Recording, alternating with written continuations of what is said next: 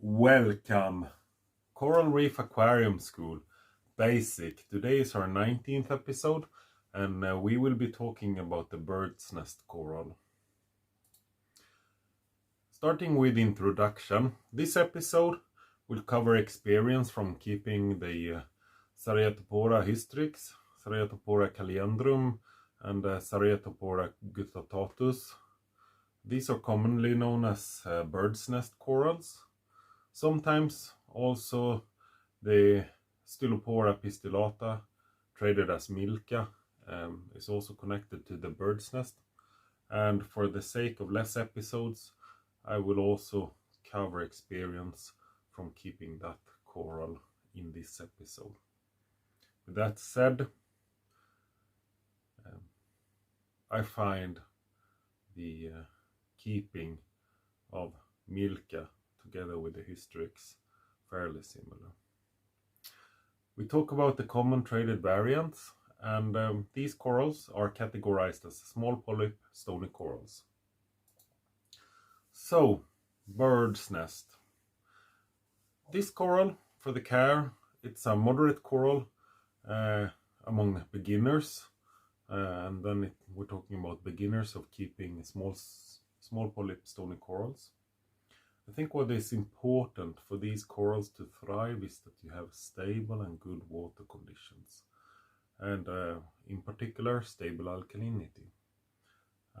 Also, I think it's advisable that you have a low or balanced nutrient level. For your reference, some claim you should wait up until 6 months before you introduce this type of coral in your tank, because the tank has to be fully matured and stable. Okay, light. This coral is a moderate to high light intensity coral, and flow moderate to high flow. The competitive advantage of this coral is speed. It competes by overgrowing and shadowing competition. The placement is in the middle or on the surface of the tank, and the reproduction is by calcification of new skeleton, which is later populated by reproduced polyps. Okay, so for this coral then, signs of well-being or signs of stress. Signs of well-being are that you have a good coloration of the coral. You also see, in particular for the hystrix or the milka, you have clear white tip that indicates growth, and then also the coral has a polyp extension when the light is on. Signs of stress could be poor polyp extension or tissue necrosis, and the first aid is, as always, do multiple water changes to rule out the possibility of unbalance in the water, and for this you need to have a calibrated salinity meter. Now, the tissue necrosis could also be caused by excessive flow. Typically, if the coral sits in the front of a stream pump, that can create a tissue necrosis just because it's constantly blowing away tissue. If you would find that there are green hair algae growing on the corals, that is typically an indication that you need to increase the flow. And a bleach or brown, if the coral is bleaching or if it's going brown, I think you should increase the light if the coloration is not satisfied, meaning it's brown, and if it bleach, you should decrease.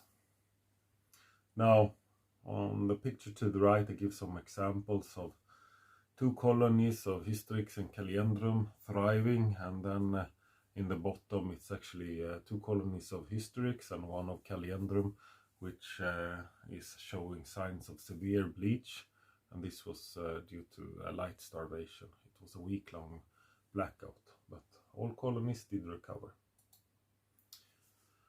That said about the bird's nest coral, in our next episode we will be talking about the branching Montipora. Now we will do as we usually do and transition this phase into the project phase. See you there. Okay, so for the project phase, let's have a look in the project tank. I think you've already seen it in previous episode, but here I've introduced one colony of Ceratopora caliendrum to the right, and then a very small colony or frag of a pink Ceratopora hystrix in the middle, and to the left it is at least bought as Stylopora milka, or sorry, Stylopora pistillata, the milka variant. Now the tank is just above 1 month old, so that means that we've introduced SPS rather aggressively quick in this tank, and I would like to comment that.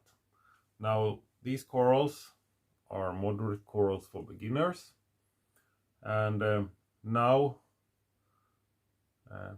in our case we have started this tank on live rock, and that has speeded up the process to mature the tank,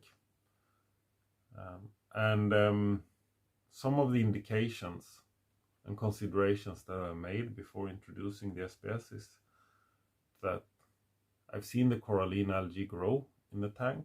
I also see calcareous organisms reproducing and growing in the tank. The feather dasters are growing and reproducing, and mushroom, the mushroom coral being the first one, that one is thriving. Including that, the LPS, the Euphilia and the Fabi are thriving as well. So all of those indications indicate that actually this tank is doing rather well for its young age.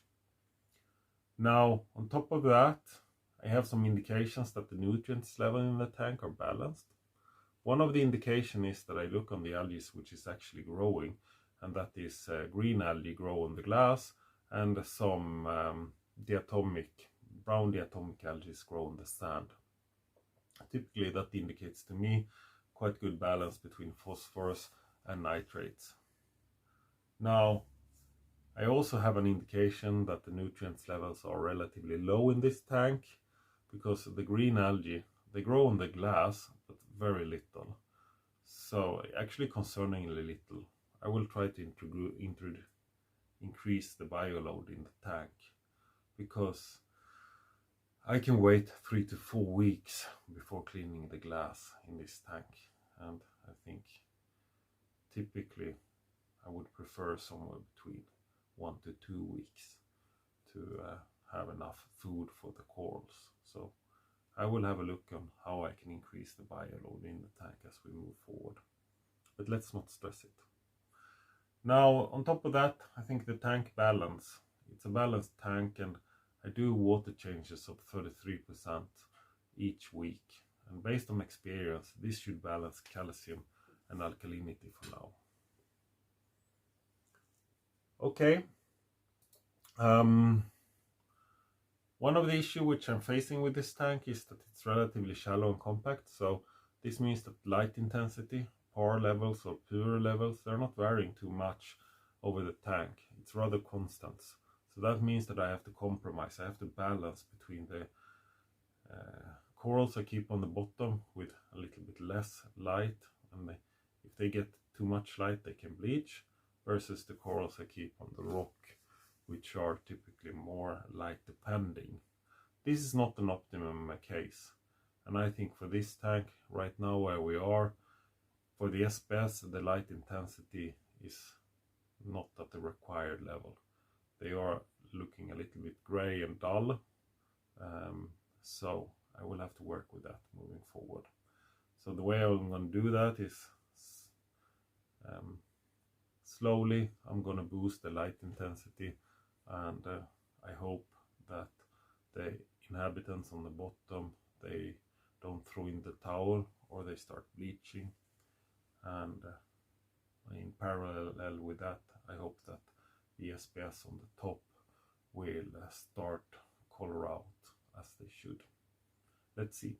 If the tank had been at 100 liter, maybe we would have 40 or 50 centimeters of water. That would have been deep depth then. That would have been something entirely different.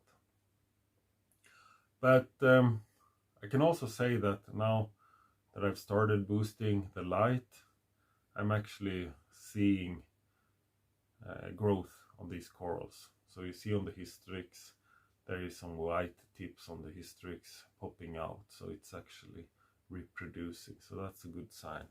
Also on the milka you can start seeing tendency to the white tips, so it's not too bad.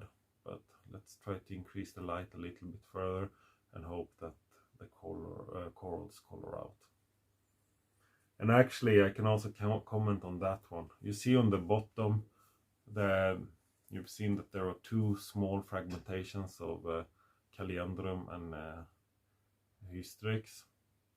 Now the reason why is that I took this from another tank just to put them in this tank to see will they color out or will they go brown. And actually the indication is that, yeah, the light intensity is too low. So I actually probed this tank to help me figure out if the intensity is high or low.